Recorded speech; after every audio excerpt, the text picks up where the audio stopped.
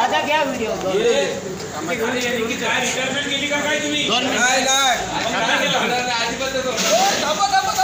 आज राष्ट्रवादी काँग्रेस शरदचंद्र पवार गटाचे कल्याण तालुका अध्यक्ष मुरबाड विधानसभा सन्माननीय जयरामजी मेयर साहेब यांचा वाढदिवस आहे। भिवंडी लोकसभेचे आपले लाडके उमेदवार बाळ्यामामा म्हात्रे यांच्या वतीनं त्यांना शुभेच्छा। सर्व कार्यकर्त्यांच्या वतीनं महाविकास आघाडीच्या वतीनं शुभेच्छा। प्रथमतः आपल्या सर्वांच्या वतीनं जयरामजी मेयर साहेबांना वाढदिवसाच्या खूप खूप शुभेच्छा। खऱ्या अर्थाने त्यांचा वाढदिवस आपण 20 मेला आणि 4 जूनला साजरा करणार आहोत। कारण भिवंडी लोकसभेचे महाविकास आघाडीचे उमेदवार बाळ्यामामा म्हात्रे यांच्या तुतारी फुकणारा माणूस या निशाणीचं बटन भिवंडी लोकसभेत सर्व मतदार बंधू आणि भगिनींना त्यांच्या वतीनं विनंती करतो की आपल्याला बदल करायचा आहे, परिवर्तन करायचं आहे। देशामध्ये काँग्रेसचं सरकार येत आहे, मोदी हटाव ही मोहीम सगळीकडे सुरू आहे आणि त्यामुळे भिवंडी लोकसभेमध्ये आपल्या महाविकास आघाडीचाच खासदार असला पाहिजे। कोणी किती प्रचार करो, कोणी किती जातीचं राजकारण करो, परंतु महाविकास आघाडी ही ठाम आहे आणि त्यामुळे बाळ्यामामा म्हात्रे यांच्या तुतारीचा आवाज 20 मेला आणि 4 जूनला भिवंडी लोकसभेमध्ये निनादणार आहे आणि त्यामुळे जयरामजी मेयर यांच्या वाढदिवसाच्या निमित्तानं मी सगळ्या मतदार बंधू आणि भगिनींना विनंती करतो का जातीच्या राजकारणाला भुलू नका।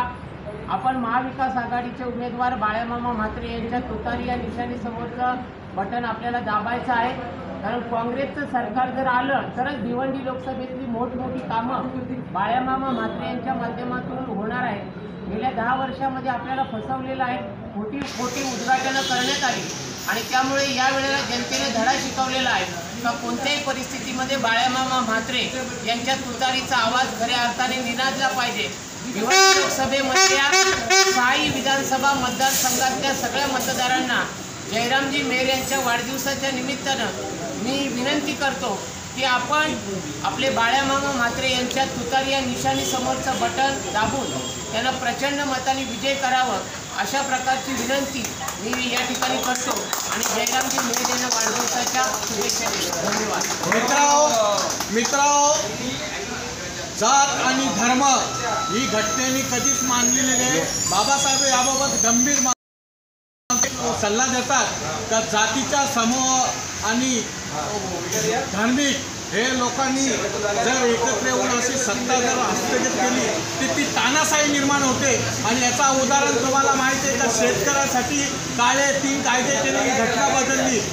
केजरीवाल जेव्हा सत्ता आली दिल्लीमध्ये तर रातोरात घटना बदलून त्याचा अधिकार केंद्राने घेतला आहे। हीच तानाशाही आहे। त्यामुळे जातीचा समूह हा घटनेने मानणारे, आपण संविधान मानणारे लोक जातीचा समूह मानणारे हा आत्ताच जातीवादी असतो आणि तानाशाही असतो, तो कधी कायदा बदलतो। त्यामुळं गांभीर्य राखून जातीला मतदान करू नये, देशाच्या परिवर्तनासाठी मतदान करा ही आमची सगळ्यांची, सगळ्या बाळ्यामामाला मतदान करा ही विनंती करतो। घोषणा करा ना, एक घोषणा। विजय असो, हम तुम्हारे साथ हैं।